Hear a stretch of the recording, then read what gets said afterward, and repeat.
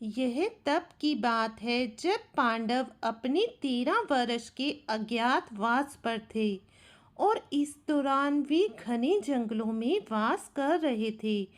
सभी भाई पेड़ की छाया में बैठकर विश्राम कर रहे थे कि अचानक हैरान और परेशान एक मुनि उनके पास पहुँचे। उन्होंने बताया कि एक हिरन उनके हाथों से यज्ञ की लकड़ी लेकर भाग गया। उन्हें वह वापस चाहिए। पांचों भाइयों ने मुनि की सहायता करने हेतु उस हिरन की खोज आरंभ कर दी। खोज करते हुए वे सभी काफी आगे निकल गए। गर्मी का समय था तो वे काफी थक भी गए। अब उन्हें इस तपती गर्मी में अपनी प्यास बुझाने के लिए पानी चाहिए था, लेकिन दूर दूर तक उन्हें कोई भी जलाशय नहीं दिखा। अंततः पानी खोजने का काम सबसे छोटे भाई सहदेव को सौंपा गया। कुछ दूर चलने पर सहदेव को एक जलाशय दिखाई दिया। वह वहां पर पहुंचा और उसने देखा कि जलाशय में बेहद ठंडा पानी है। पानी साथ ले जाने की बजाय सबसे पहले अपनी प्यास बुझाने के लिए सहदेव पानी पीने के लिए जैसे ही आगे बढ़ा तो उसे एक आवाज़ सुनाई दी। यह आवाज़ अदृश्य यश की थी, जो चाहता था कि सहदेव पहले उसके प्रश्नों का उत्तर दे और फिर पानी पिए। लेकिन सहदेव ने यश की एक ना सुनी और जैसे ही पानी अपने होठों से लगाया वह चक्कर खाकर गिर गया। यश ने उसे मूर्छित कर दिया। जब काफी देर तक सहदेव नहीं लौटा तो अन्य भाइयों को चिंता होने लगी। फिर एक एक करके क्रमानुसार नकुल, अर्जुन और भीम सभी उस जलाशय पर पहुंचे और यश की चेतावनी सुने बिना पानी पी लिया और बदले में यश ने उन्हें मूर्छित कर दिया। अब बचे थे युधिष्ठिर। सभी भाई कब से निकले थे लेकिन वापस नहीं लौटे। अब आखिरकार युधिष्ठिर ने सबको खोजने का फैसला किया और निकल पड़े। जब वे जलाशय के पास पहुंचे तो उन्होंने देखा कि उनके चारों भाई जमीन पर गिरे हुए हैं। लेकिन क्यों? इस बात से अनजान थे युधिष्ठिर। उन्होंने अपने सामने शीतल जल का जलाशय देखा और कुछ भी अन्य करने से पहले अपनी प्यास बुझाने के लिए जैसे ही वे आगे बढ़े तो उन्हें एक आवाज़ सुनाई दी। यश ने उन्हें चेतावनी दी कि वे पहले उसके प्रश्नों का उत्तर दे, तभी वह उन्हें पानी पीने देगा। कुछ धैर्य दिखाते हुए युधिष्ठिर मान गए और कहा कि पूछो, तुम्हें क्या पूछना है। युधिष्ठिर के आग्रह पर यश ने उनसे कुल 100 सवाल पूछे, लेकिन यहाँ पर हम आपके सामने कुछ गिने चुने सवाल रखने जा रहे हैं। साथ ही जानिए इन सवालों पर युधिष्ठिर का क्या जवाब था। यश ने अपना पहला सवाल किया।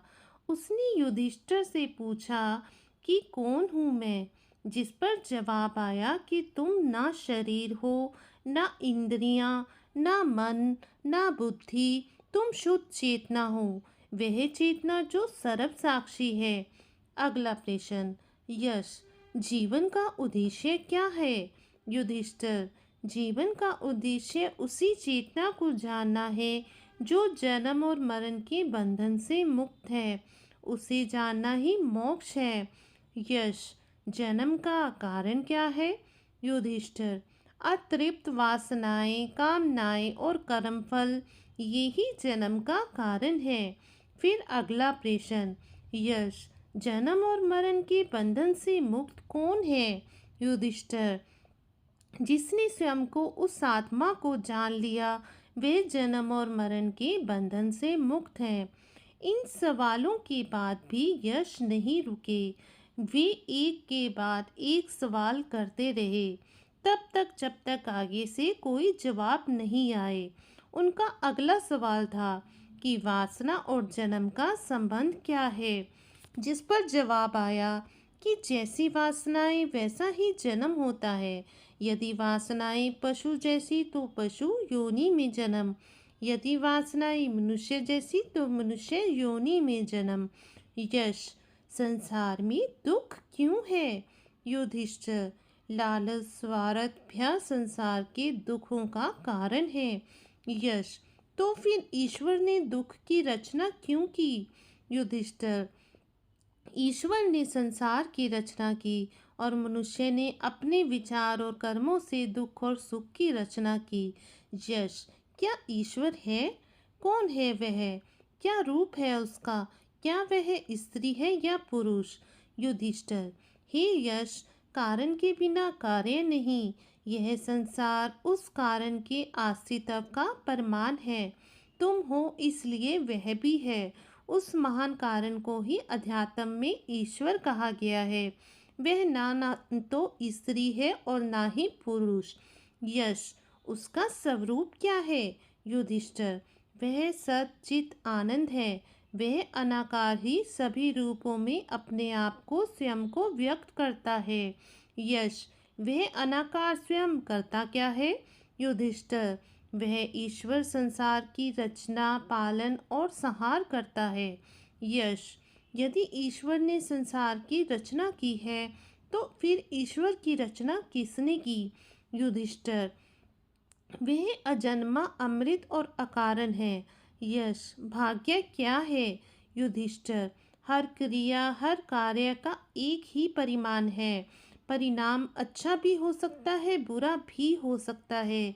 यह परिणाम ही भाग्य है। आज का प्रयत्न कल का भाग्य है। यश, सुख और शांति का रहस्य क्या है? युधिष्ठिर, सत्य सदाचार प्रेम और क्षमा सुख का कारण है। असत्य अनाचार घृणा और क्रोध का त्याग शांति का मार्ग है। यश, चित्त पर नियंत्रण कैसे संभव है?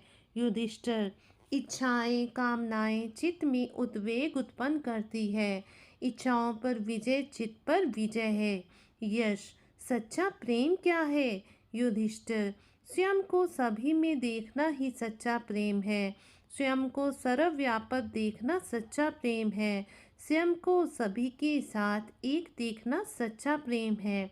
यश, तो फिर मनुष्य सभी से प्रेम क्यों नहीं करता? युधिष्ठिर, जो स्वयं को सभी में नहीं देख सकता वह सभी से प्रेम नहीं कर सकता। यश, आसक्ति क्या है?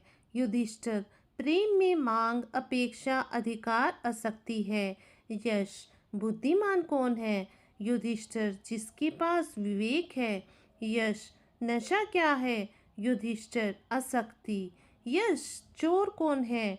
युधिष्ठिर, इंद्रियों के आकर्षण जो इंद्रियों को हर लेते हैं चोर है। यश, जागते हुए भी कौन सोया हुआ है? युधिष्ठिर, जो आत्मा को नहीं जानता वह जागते हुए भी सोया है। यश, कमल के पत्ते में पड़े जल की तरह अस्थाई क्या है? युधिष्ठिर, यौवन धन और जीवन। यश, नरक क्या है? युधिष्ठिर, इंद्रियों की दास्ता ही नरक है। यश, मुक्ति क्या है? युधिष्ठिर, अनासक्ति ही मुक्ति है। यश, दुर्भाग्य का कारण क्या है? युधिष्ठिर, मत और अहंकार। यश, सौभाग्य का कारण क्या है? युधिष्ठिर, सत्संग और सबके प्रति मैत्री भाव। यश, सारे दुखों का नाश कौन कर सकता है? युधिष्ठिर, जो सब छोड़ने को तैयार हो। यश, मृत्यु के समान यातना कौन देता है?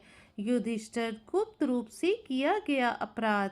यश, दिन रात किस बात पर विचार करना चाहिए? युधिष्ठिर, संसारिक सुखों की क्षण भंगुरता का। यश, संसार को कौन जीतता है? युधिष्ठिर, जिसमें सत्य और श्रद्धा है। यश, भय से मुक्ति कैसे संभव है? युधिष्ठिर, वैराग्य से। यश, मुक्त कौन है? युधिष्ठिर, जो अज्ञान से परे है। यश, अज्ञान क्या है? युधिष्ठिर, आत्मज्ञान का अभाव ही अज्ञान है। यश, दुखों से मुक्त कौन है? युधिष्ठिर, जो कभी भी क्रोध नहीं करता। यश, वह क्या है जो अस्तित्व में है और नहीं भी? युधिष्ठिर, माया। यश, माया क्या है? युधिष्ठिर, नाम और रूपधारी नाशवान जगत। यश, परम सत्य क्या है? युधिष्ठिर, ब्रह्मा। फिर वापस जा गए सभी भाई। युधिष्ठिर द्वारा जैसे ही सभी प्रश्नों का उत्तर दे दिया गया, तब यश ने उन्हें कहा कि वह उनके सभी भाइयों को जीवित कर देगा, और यह कहते हुए अन्य चार पांडव वापस जीवित हो गए।